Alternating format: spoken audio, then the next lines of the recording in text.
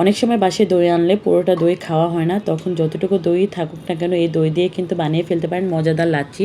তো আমি এই যে লাচ্ছিটা বানিয়েছি এটা খেয়ে সবাই অনেক মানে মজা বলেছে, আর লাচ্ছিটা দোকানের থেকেও বেশি মজাদার আর ঘন হয়েছিল। তো আমি কিভাবে লাচ্ছি বানাই সব কিছু ভিডিওতে থাকবে, আশা করি পুরো ভিডিওটা আপনাদের ভালো লাগবে। আসসালামু আলাইকুম, নতুন একটি ডেইলি ব্লগে আপনাদের সবাইকে স্বাগত জানাচ্ছি। আশা করি সবাই ভালো আছেন, আমি আল্লাহর মধ্যে ভালো আছি। আজকে আমি সকালবেলায় ডেইলি ব্লগটি শুরু করছি, কারণ সকালবেলা যেহেতু রাফি সাফির কারোই স্কুল নেই, কারণ স্কুল বন্ধ দুজনেরই, তাই ভাবলাম যে সকাল থেকে ভিডিওটি কন্টিনিউ করি, রান্নাবান্নার পর ব্লগটা আপনাদের সাথে শেয়ার করি।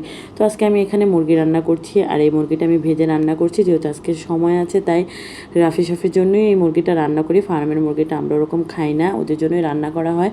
তো এখানে আমি মুরগিটা ভেজে নিয়েছি, আর অন্যদিকে আমি পেঁয়াজ ভেজে তার মধ্যে দারচিনি, এলাচ, তেজপাতা দিয়েছি। দিয়ে সামান্য পরিমাণ পানি দিয়ে এখন হলুদের গুঁড়ো, মরিচের গুঁড়ো, লবণ, ধনিয়ার গুঁড়ো, কাঁচা জিরার গুঁড়ো, আদা বাটা, রসুন বাটা, পেঁয়াজ বাটা সব কিছু দিয়ে ভালোভাবে আমার মশলাটাকে কষিয়ে নিচ্ছি। তো আমি সবসময় যখন বাসায় থাকি তখন একটু সময় নিয়ে রান্নাটা করার চেষ্টা করি, আর যখন বাসায় থাকে না তখন তাড়াহুড়োর মধ্যেই রান্নাটা করি।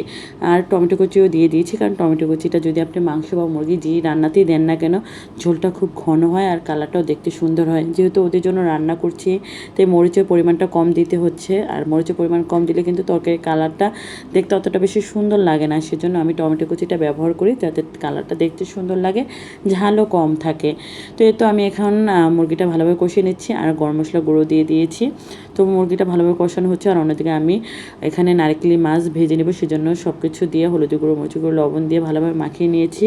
আর অন্যদিকে আমি দুন্দুল তরকারি রান্না করব, সেজন্য দুন্দুলগুলোকে ভালোভাবে কেটে ধুয়ে ঝাঁঝরির মধ্যে রেখে দিয়েছি পানি ঝরানোর জন্য, কারণ এর তরকারি থেকে এমনিতেই অনেকটা পানি বের হয়। আর এই তো এখন আমি পেঁয়াজ কাঁচামরিচ ভেজে দুন্দুল তরকারিটা দিয়ে ঢাকনা দিয়ে ঢেকে রেখে দিলাম।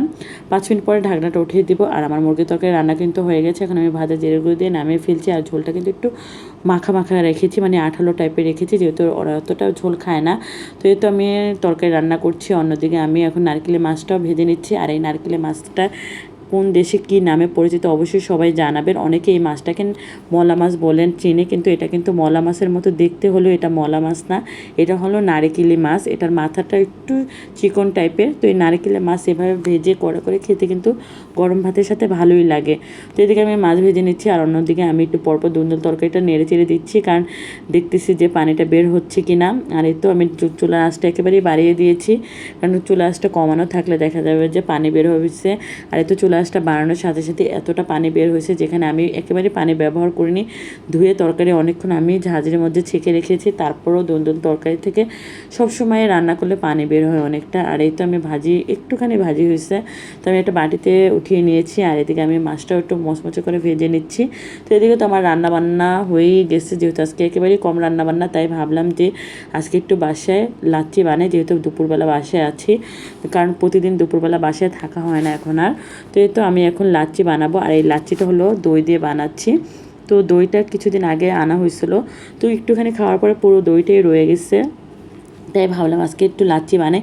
তো এখন আমি এখানে দইগুলো দিয়ে দিলাম, আর এখন আমি দিয়ে দিচ্ছি বরফ কুচি দিয়েছি। আর এখন দিলাম আমি গুঁড়ো দুধ, এখানে আমি 4 চামচের মতো গুঁড়ো দুধ দিয়েছি, আর দিচ্ছি পরিমাণ মতো চিনি, কারণ লাচ্ছিতে তো একটু মানে মিষ্টি না হলে অতটা খেতে ভালো লাগে না।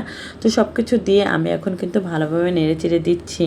আর আমি দেখলাম যে এই যে লাচ্ছিটা আমি বানিয়েছি, বিশ্বাস করেন লাচ্ছিটা খেতে রেস্টুরেন্টের থেকে অসম্ভব মজার হয়েছিল। লাচ্ছিটা কিন্তু আমি প্রায় 5 মিনিটের মতো ব্লেন্ডারে মিক্সার করে নিয়েছি, কারণ এতে হয়েছে কি চিনি, দুধ, তারপরে বরফ সব কিছু খুব ভালোভাবে মিক্সার হয়েছে।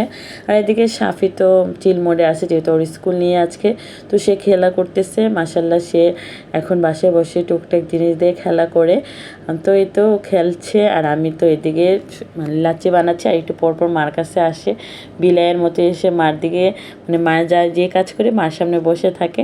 তো এই তো আমার লাচ্ছিটা দেখে কিন্তু বোঝাই যাচ্ছে যে কতটা ঘনত্ব, আর খেতে কিন্তু আমি আবারও বলছি অনেক বেশি মজার হয়েছিল। আপনারা চাইলে অবশ্যই বাসে এভাবে, একেবারেই কোনো কিছুই লাগে না, শুধুমাত্র দই, একটু গুঁড়া দুধ বরফ কুচি আর পরিমাণ মতো চিনি দিয়েই কিন্তু আপনি রেস্টুরেন্টের থেকেও মজাদার লাচ্ছি বাসায় বানাতে পারেন আর পেট ভরে অনায়াসে বাড়ির সবাই মিলে খেতে পারেন। তো এই তো আমি যেহেতু অনেকটা ঘন তাই আমি ঠান্ডা পানি দিয়ে দিচ্ছি, আর ঠান্ডা পানি দিয়ে এখন আবার ভালোভাবে আমি চামচ দিয়ে নেড়ে চেড়ে দিচ্ছি। আর আমি চিনিটা টেস্ট করছি, চিনির পরিমাণটা পুরোটা পারফেক্ট হয়েছিল। এতটা পানি দিয়েছি তারপরও ঘনত্বটা কত মনে হচ্ছে এই যে দেখেই বোঝা যাচ্ছে। তো আমি গ্লাসে ঢেলে নিয়েছি, এক গ্লাস অলরেডি খেয়েও নিয়েছি, এতটা মজা হয়েছে।